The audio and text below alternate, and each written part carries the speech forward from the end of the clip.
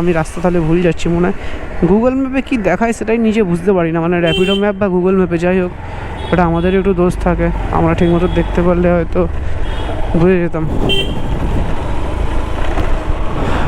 450 metre মোটামুটি ভাই pick up আছে, কাছাকাছি পিক আপ আছে।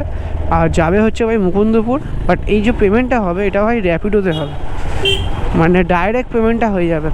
তো ভাই যদি এই পেমেন্টটা ডাইরেক্ট হয়ে যায়, আমি তোমাদের কাছে দেখাবো যে কিভাবে মানে তোমরা র্যাপিডো থেকে, মানে ডাইরেক্ট র্যাপিডো ওয়ালেট থেকে কী করে তোমরা ব্যাংকে টাকাটাকে ট্রান্সফার করতে পারবে। আর যদি না হয় সেটা আলাদা ব্যাপার, বাট যদি হয় দেন আমি দেখাবো, কিন্তু এটা আমি শিওর বললাম। তো কাস্টমারের কাছে গিয়ে আমি জিজ্ঞেস করবো যে পেমেন্টটা কীভাবে করবে। কাস্টমার যদি বলে ডাইরেক্ট আমার ইউপিআই দিয়ে দেবে সেটা আলাদা ব্যাপার, বাট কাস্টমার আমাকে হু করে মেসেজ করে যাচ্ছে, আমার মনে হচ্ছে এটা ফেক ভাড়া আছে, কারণ এত মেসেজ যখন করে তখন মনে হয় ফেক ভাড়া। দেখা যাক লোকেশান অবধি গিয়ে। কাস্টমারকে একটা রিপ্লাই আমি এখনও দিইনি। তো ভাই অনেক রকম কাস্টমার থাকে, তো আগেও ছিল আর এখনও আছে এরকম কাস্টমার, এতে স্বভাব কোনো দিন যাবে না।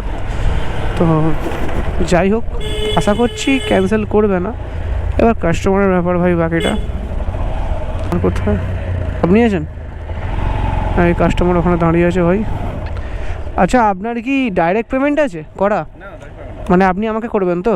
ওকে ওকে, আসলে র্যাপিডো মানে ওটা পাশে ইউপিআই দেখিয়েছিল, দেন আমি ভাবলাম হয়তো ডবল ডাইরেক্ট পেমেন্ট করা আছে। ওটিপিটা বলুন।